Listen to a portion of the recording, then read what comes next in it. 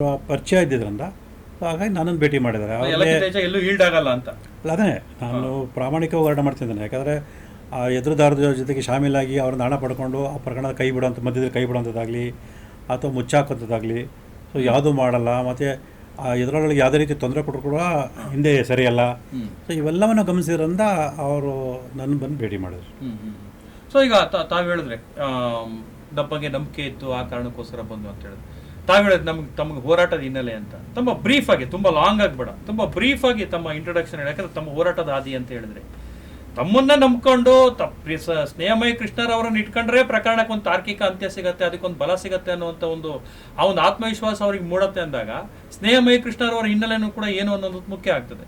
ತಮ್ಮ ಹಿನ್ನೆಲೆ ಬಗ್ಗೆ ಸ್ವಲ್ಪ ಹೇಳೋದಾದ್ರೆ ಸರ್, ನಾನು 2006ನೇ ಇಸ್ವಿನೂ ಕೂಡ ಸಾಮಾಜಿಕ ಹೋರಾಟ ತೊಡಗಿಸ್ಕೊಂಡಿದ್ದೀನಿ. ಸೊ ನಾನು ಹೆಚ್ಚಾಗಿ ಪೊಲೀಸು, ನ್ಯಾಯಾಂಗ, ಅಭಿಯೋಜನೆ ಇಲಾಖೆಗೆ ಸಂಬಂಧಪಟ್ಟ ಹೋರಾಟ ಮಾಡ್ತೀನಿ. ಯಾಕೆಂದರೆ ಈ ಮೂರು ಇಲಾಖೆಯಲ್ಲಿ ಇರತಕ್ಕಂಥ ಕೆಲವು ಲೋಪದೋಷಗಳು ಮತ್ತು ಕೆಲವು ಪೊಲೀಸ್ ಇಲಾಖೆಯಲ್ಲಿ ಇರ್ತಕ್ಕಂಥ ಅಧಿಕಾರಿಗಳ ಭ್ರಷ್ಟಾಚಾರ ಇದರಿಂದ ಸಮಾಜದ ಸ್ವಾಸ್ಥ್ಯ ಕೆಟ್ಟೋಗ್ತಾಯಿದೆ. ಸೊ ಅಪರಾಧ ಕೃತ್ಯಗಳು ಜಾಸ್ತಿಯಾಗಿ ಈ ಮೂರು ಇಲಾಖೆಯ ಲೋಪದೋಷ ಕಾರಣ ಅಂತೇಳಿ ನನ್ನ ಗಮನಕ್ಕೆ ಬಂದಿರೋದ್ರಿಂದ ಸೊ ನಾನು ಹೆಚ್ಚಿನ ಅದರಲ್ಲಿ ತೊಡಗಿಸ್ಕೊಂಡಿದ್ದೀನಿ. ಹಾಗಾಗಿ ದೊಡ್ಡ ದೊಡ್ಡ ಪೊಲೀಸ್ ಅಧಿಕಾರಿಗಳನ್ನ ಇವನ್ನೆಲ್ಲ ಎದುರಾಕೊಂಡು ಸೊ ಹೋರಾಟ ಮಾಡ್ತೀನಿ. ಅವ್ರು ನನ್ನ ಮೇಲೆ ಸುಳ್ಳು ಪ್ರಕರಣ ದಾಖಲು ಮಾಡಿ ಹಲವಾರು ರೀತಿ ತೊಂದರೆ ಕೊಟ್ಟರು ಕೂಡ ನಾನು ಅದರಲ್ಲೇ ಮುಂದಿಸ್ಕೊಂಡು ಹೋಗ್ತೀನಿ. ಮತ್ತು ನಾನು ನನ್ನ ಒಂದು ಹೋರಾಟ ಪ್ರಕರಣವನ್ನು ಒಂದು ಸವಾಲಾಗಿ ಸ್ವೀಕರಿಸಿ ಕಾನೂನು ತಿಳುವಳಿಕೆಯನ್ನು ಪಡ್ಕೊಂಡು ಸೊ ನನ್ನ ಪ್ರಕರಣ ನಾನೇ ಒಂದು ವಾದ ಮಾಡೋವಂಥದ್ದು, ಸೊ ಪಾರ್ಟಿ ಸವಾಲು ಮಾಡೋವಂಥದ್ದು, ಸೊ ಇವೆಲ್ಲವನ್ನು ನಾನು ಮಾಡ್ಕೊಂಡು ಬರ್ತಾಯಿದ್ದೀನಿ. ಮತ್ತು ತುಂಬ ಹಲವಾರು ಬಡವರು ಬಂದು ನನಗೆ ನ್ಯಾಯ ಕೇಳಿದಾಗ ಸೊ ನನ್ನ ಅವ್ರಿಗೋಸ್ಕರ ನಾನು ಜೈಲಿಗೆ ಹೋಗಿರೋ ಕೂಡ ಆ ಪ್ರಕರಣ ಹಿಂದೆ ಸೇರಿದೆ.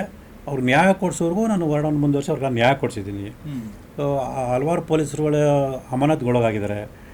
ಮತ್ತು ಪೊಲೀಸ್ ಅಧಿಕಾರಿಗಳಿಂದಲೇ ಯಾರು ಅನ್ಯಾಯ ಕೊಡೋದು ಅವ್ರಿಗೆ ನಾನು ಪರಿಹಾರ ಕೊಡಿಸಿದ್ದೀನಿ.